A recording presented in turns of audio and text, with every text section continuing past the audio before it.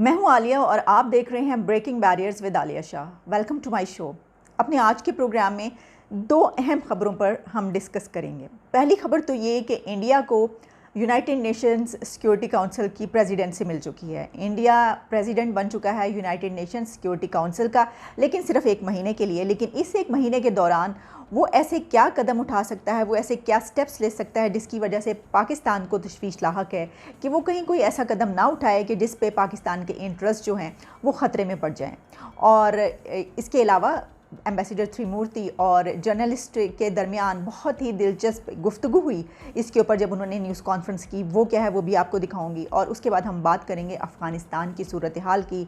हेलमंद, हरात और जो कंधार है वहाँ पर अफ़गान तालिबान और अफ़गान फोर्सेस के बीच शदीद तरीन लड़ाई जारी है।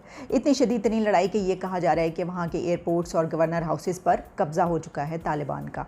करेंगे इंडिया की, जो कि यूनाइटेड नेशन सलामती काउंसिल, इस्लामिक काउंसिल में इस एक महीने अगस्त के महीने में वो बतौर प्रेसिडेंट अपने फ़राइज़ अंजाम देगा। अच्छा देखिए, वैसे तो ये जो सूरत हाल है, ज़ाहिर है कि कोई भी कंट्री जब उसमें आता है तो वो न्यूट्रल ही रहता है। पाकिस्तान की तरफ से मुनीर अकरम साहब जो उनकी तरफ से इस का खदशे का इजहार किया गया या ये कहा गया है कि इंडिया, हम समझते हैं, न्यूट्रल रहेगा और न्यूट्रलिटी को बरकरार रखेगा और इस किस्म का कोई जो है वो कदम नहीं उठाएगा कि जिसकी वजह से पाकिस्तान को कोई तशवीश लाहक हो। लेकिन इंडिया की तरफ से आखिर क्या क्या कदम उठाए जा सकते हैं, अगर हम इस पे बात कर लें। मसलन इंडिया ने जो 3 बड़े अपने मोटिव्स बयान किए, जो ऑब्जेक्टिव्स बयान किए, वो क्या हैं? वो है जी पीस कीपिंग, इसके अलावा काउंटर टेररिज्म और मैरीटाइम सिक्योरिटी।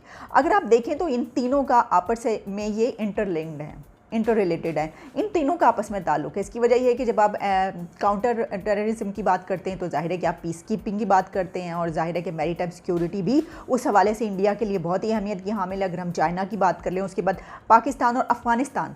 लेकिन पाकिस्तान को जो कह सकते हैं आपकी तशवीश लाहक है। मसलन फ़र्ज़ कीजिए कि इस वक्त अफ़गानिस्तान का जो मसला चल रहा है उसमें अफ़गानिस्तान और तालिबान के हवाले से अगर कोई ऐसा इंडिया स्टेप ले लेता है, कोई ऐसी रिफॉर्म्स की बात कर देता है, कोई तालिबान के हवाले से कोई ऐसा कदम उठा लेता है, तो फिर क्या होगा?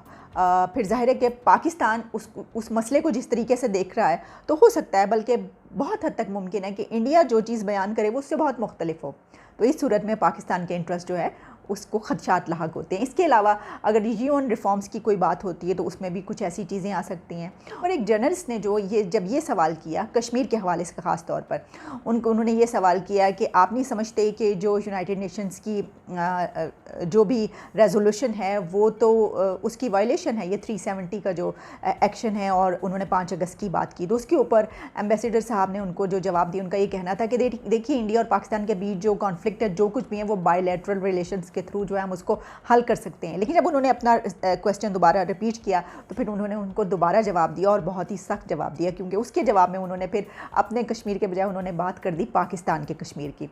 तो ये मैं आपको आप कह लीजिए, वैसे तो ये जो इस तरह की गुफ्तगू होती है, मैं ये भी बताऊं कि मसलन ये कि जब भी कोई ऐसी बात होती है, जो भी मुल्क प्रेसिडेंसी संभालता है, और जब इस तरीके से जर्नलिस्ट उनसे सवाल जवाब करते हैं, तो जिस मुल्क के जो भी जर्नलिस्ट होते हैं वो पहले से ही उनको फीड कर दिया जाता है कि आपने ये करना है और आपने ये पूछना है। इस तरह भी होता है बाज़ औक़ात। लेकिन ठीक है कि ये इसके पैरामीटर्स होते हैं और हर कंट्री जो अपना हक़ इस्तेमाल करता है। मैं आपको ये दिलचस्प गुफ्तगू दिखाती हूँ और उसके बाद हम इस पर ये बात करेंगे कि आया ये जो हम बात कर रहे हैं कि पाकिस्तान और जो इंडिया है, इसमें किस सूरत हाल में इस एक महीने में रहेगा। तो ख़ास तौर पर कश्मीर के हवाले से, क्योंकि अगस्त का महीना है, इस पे पाकिस्तान कुछ नहीं कर पाएगा। कश्मीर के हवाले से अगर कुछ करना चाहता है वो अगस्त के महीने में वहाँ पर किसी रेजोल्यूशन की हम बात करते हैं, कुछ भी बात करते हैं, तो ये याद रखिएगा कि अब क्योंकि इंडिया वहाँ पर मौजूद है तो इस किस्म का कोई काम नहीं होने देगा। चलिए आइए वो वाली गुफ्तगू मैं आपको दिखाती हूँ।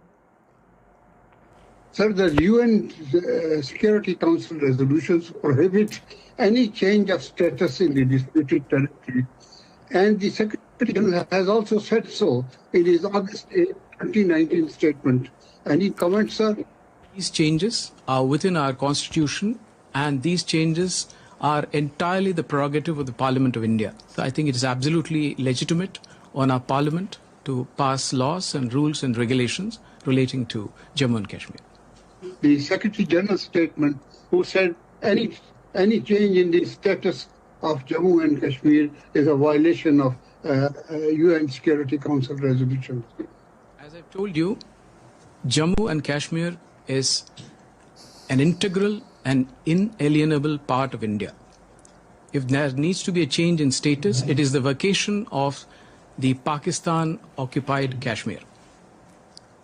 यहाँ पर मुझे जो जर्नलिस्ट साहब हैं वो बहुत सियाने लग रहे हैं। उनकी थोड़ी सी मुझे शरारत भी लगी है, क्योंकि पहली मर्तबा जब उन्होंने जो है वो एम्बेसडर साहब ने ऐसा कोई जवाब नहीं दिया तो उन्होंने कहा, दूसरी मर्तबा ज़रा फिर उनको उन्होंने पिंच किया और उसके बाद उनकी तरफ से जो है वो ऐसा जवाब आया। खैर ये पहली मर्तबा तो नहीं है जो उन्होंने ये इस तरीके से पाकिस्तान कश्मीर की बात की है। ये तो इंडिया का बहुत पुराना स्टैंड है और इस किस्म की बात जो है वो अक्सर वो जो है कि कोई ना कोई ऐसा मौका होता है तो वो करते रहते हैं।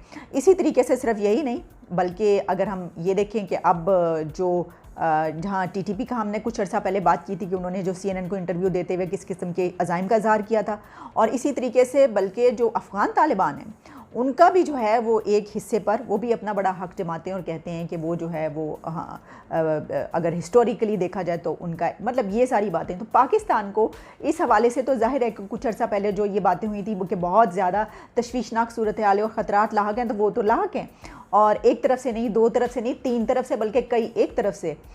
और जहाँ तक ये बात है कि फ़र्ज़ कीजिए जो हम बात कर रहे हैं कि अगस्त का महीना है, तो इसमें पाकिस्तान ने क्या कर लेना था। बाय द वे पाकिस्तान ने वहाँ पर कोई रेजोल्यूशन पास करवानी थी कश्मीर के हवाले से, कश्मीर आज़ाद हो जाना था, क्या करवाना था पाकिस्तान ने। इसकी वजह ये है कि अभी तक हम क्या कर पाए, हम खामोशी से खड़े होने से लेकर और अब तक जो है हम इलेक्शन में जाकर अब ये कहते हैं कि हम अपने जो वो है उसको सूबा बनाएंगे और उसमें हम जो है वो रेफरेंडम करवा देंगे। हम क्या कर पाए और हमने क्या करना था और हमने क्या कर लेना था, ये भी बात है ना। लेकिन बहरहाल अपनी जगह पर ये एक बात मौजूद है कि क्योंकि अगस्त का महीना है और इसी महीने में जो है आप जानते हैं बहुत सारी जो हैं वो होती हैं, सरगर्मियाँ होती हैं, एक्टिविटीज़ होती हैं। तो पाकिस्तान की तरफ से अब यूनाइटेड नेशंस में इस तरह की कोई एक्टिविटी करने या कोई भी इस तरह की रेजोल्यूशन लाने में ज़ाहिर है कि पाकिस्तान को बहुत उसका सामना रहेगा, मुखालफत का सामना रहेगा, क्योंकि इंडिया वहाँ पर मौजूद है। और जहाँ तक कश्मीर की बात है वो तो मैंने आपको बता ही दिया कि क्या हमने आज तक कर लिया और अब हम इस एक महीने में क्या कुछ करने वाले थे जो हम नहीं कर पाएंगे। अफ़गानिस्तान की सूरत हाल इस वक्त ये है कि हेलमंद, हेरात और कंधार में इतनी शदीद लड़ाई हो रही है कि ये ख़बरें आ रही हैं कि वहाँ के एयरपोर्ट्स और गवर्नर हाउसेस पर तालिबान का कब्ज़ा हो चुका है। शदीद ज़ाहिर है कि कत्लो गारत और बहुत ज़्यादा तशवीशनाक सूरत हाल।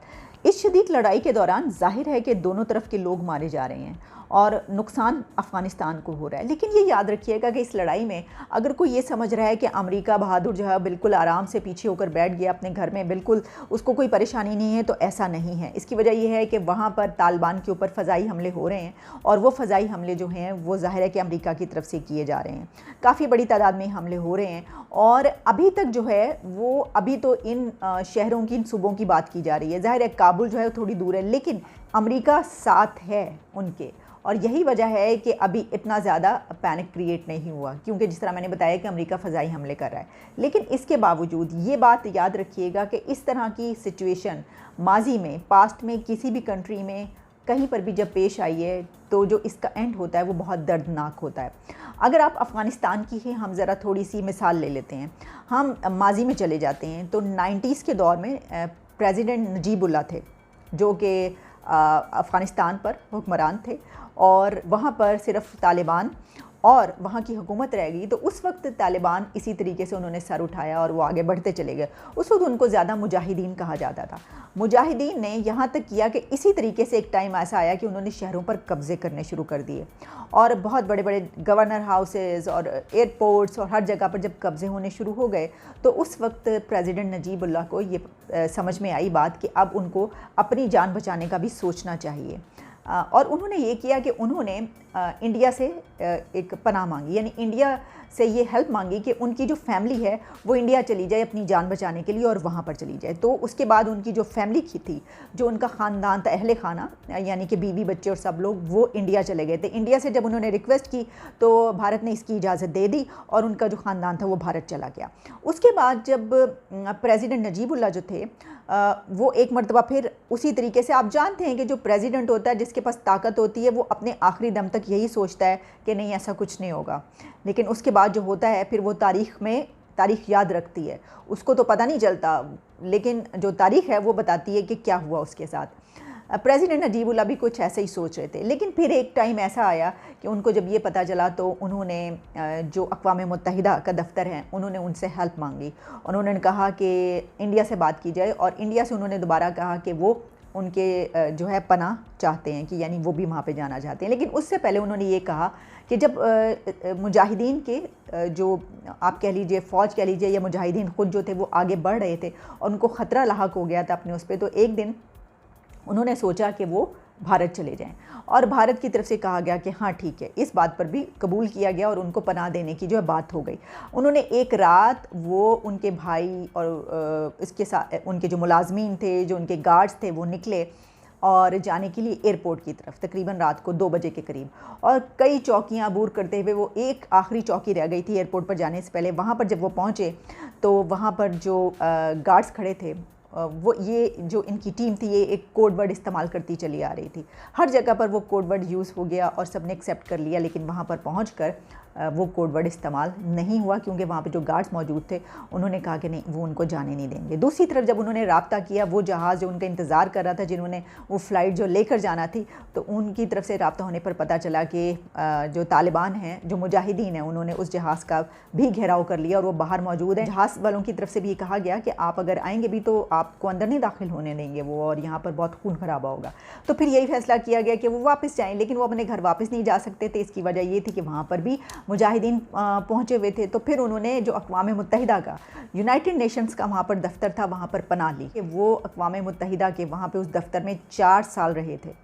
4 इयर्स उन्होंने तकरीबन वहाँ पर गुजारे, और इतना डर था उनको जो है वो वहाँ पे जो मुजाहिदीन जो भी थे, और उस दौरान जो है मुजाहिदीन कब्ज़े पे कब्ज़े करते चले गए, और जो ये तालिबान थे दहशतगर्द थे। मुजाहिदीन तो मैं इसलिए कह रही हूँ कि ज़ाहिर है उनके लिए वही टर्म यूज़ होती थी, जो वो जो दहशतगर्द थे उन्होंने हर जगह जो है वो कब्ज़ा करते चले जा रहे थे, और उनकी बहुत ज़्यादा उनको नफ़रत थी प्रेसिडेंट नजीबुल्लाह से, क्योंकि वो उनको कम्युनिस्ट कहते थे, और उनके वो समझते थे कि ये जो हैं ये बहुत सारे उनके जो अकायद थे वो उनसे भी ज़ाहिर है कि तालिबान उस वो भी इतने ही क्या कहना चाहिए कि एक जो रिजिड माइंडसेट है के थे जैसे कि अब हैं।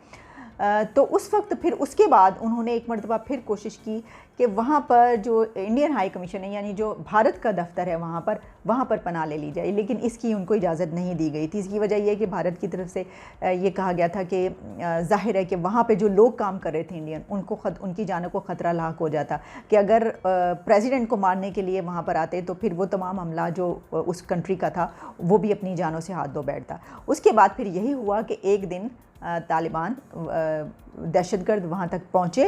उन्होंने जो है वहाँ पर जाकर उनको अंदर घुस के उनके कमरे से निकाला, और उसके बाद उनको जिस तरीके से मारा वो मेरा ख़्याल है कि यहाँ पे बताने की ज़रूरत नहीं है। ज़ाहिर है कि जब ऐसा कुछ होता है तो आपने देखा होगा सद्दाम हुसैन के साथ क्या हुआ, फिर आपने देखा कर्नल कज़ाफ़ी जो लीबिया के थे वो। तो जब ऐसा कोई सिचुएशन आती है तो फिर जो दुश्मन होता है वो अपनी सबसे ज़्यादा वहशत जो है वो वहीं पर निकालता है। उसके बाद उनकी लाश जो है वो खंबे से लटका दी गई थी। ये मैंने सारी सूरत हाल इसलिए बयान की कि मैं नहीं जानती कि इस वक्त प्रेसिडेंट अशरफ गनी क्या सोच रहे हैं, लेकिन यकीनन वो ये सोच रहे होंगे कि ऐसा मौका आने से पहले वो कहाँ पर पनाह तलाश करेंगे, और मेरा ख़्याल ये है कि वो जहाँ से आए थे वो वहीं पर चले जाएंगे, यानी अमेरिका। मुझे ऐसा लगता है कि शायद वो अमेरिका रवाना हो जाएं उस सूरत हाल कुछ अरसे के बाद, जब वो देखेंगे कि जो तालिबान हैं वो उनकी प्रेसिडेंसी तक पहुंच चुके हैं और अब उनकी जान को ख़तरा लाहक हो चुका है। लेकिन बहरहाल ज़ाहिर है कि हम तो यही कहेंगे कि ऐसी सिचुएशन ना हो और कोई ऐसी कुछ बीच का रास्ता निकला है, लेकिन अभी तक की जो सूरत हाल है वो ऐसे ही बता रही है कि हालात बहुत ख़राबी की तरफ जा रहे हैं। और अमेरिका ऐसी सिचुएशन में, याद रखिएगा कि जब कोई तीसरा कंट्री या दूसरा कंट्री अंदर बीच में जो है रहकर कराने की कोशिश करता है, तो जब वो लम्हा आ चुका होता है तो उस पर कोई कुछ नहीं कर पाता, कोई किसी को नहीं बचा पाता। कल आपसे फिर मुलाकात होगी, अभी तक के लिए इतना ही। मैंने कहा मेरे ये जो 2 खबरें हैं मैं इनके ऊपर बात करना चाह रही थी, लेकिन क्योंकि कुछ और हमारे पास भी इवेंट्स आते चले जा रहे थे तो मैंने कहा कि चलिए इन पे आज बात कर ली जाए। दोबारा आपसे मुलाकात होगी, इजाज़त दीजिए। Keep watching, thank you so much and keep smiling.